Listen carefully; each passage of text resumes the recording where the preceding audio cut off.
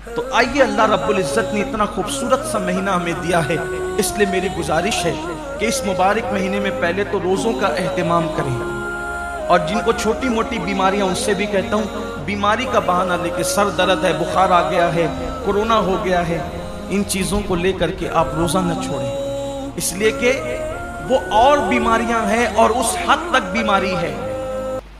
جس کو بہت سیریس میٹر کہتے ہیں، وہاں روزہ چھوڑنے کی اجازت ہے کہ جب آدمی رکھ ہی نہیں سکتا، بیماری بڑھ جانے کا یقین ہو، مر جائے گا، بیماری بڑھ جائے گی، تکلیف بڑھ جائے گی، جب کوئی مسلمان پابند شرع، کوئی دین کی سمجھ رکھنے والا ڈاکٹر کہہ دے تو بات الگ ہے، اپنی مرضی سے فتویٰ دینا کہ میں نے روزہ نہیں رکھنا، میں بیمار ہوں، جبکہ اللہ کے رسول علیہ السلام کا فرمان ہے روزہ رکھو صحت مند ہو جاؤ، روزے سے بیماری نہیں بڑھتی بلکہ روزے سے صحت ملا کرتی۔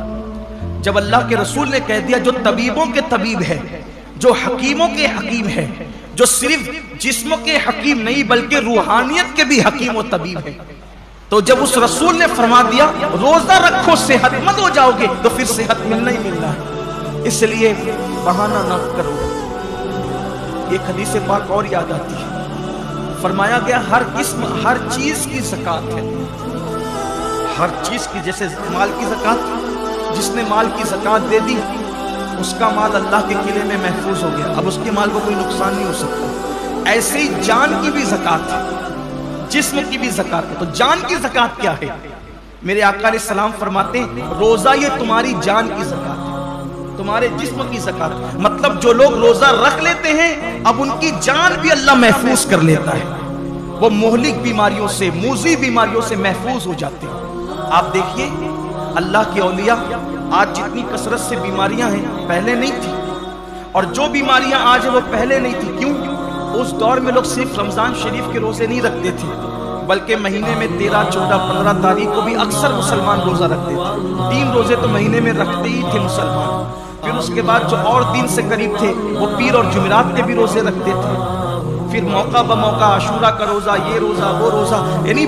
جو موقع آیا اس کے بہانے سے روزے رکھتے تھے، اس لیے یہ بیماریاں ان کو نہیں تھی جن بیماریوں میں ہم مبتلا ہیں، کیوں؟ کیونکہ وہ جسم کی زکوٰۃ نکالتے رہتے تھے، اور جب زکوٰۃ نکلتی رہے گی تو جسم محفوظ ہوتا رہے گا۔ ہم سمجھتے ہیں کہ کھانے سے طاقت ملتی، طاقت کھانے سے نہیں ملتی، کھانا تو ایک بہانہ ہے۔ فرمایا گیا کم کھانا یہ صحت، انسان کو صحت مند کرتا ہے،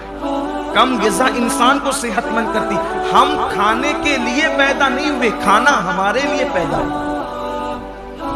بزرگوں نے فرمایا جینے کے لیے کھایا کرو، کھانے کے لیے جیا مت کرو، اللہ کے لیے جیو، یہ انسان کی سوچ اور فکر ہونا چاہیے۔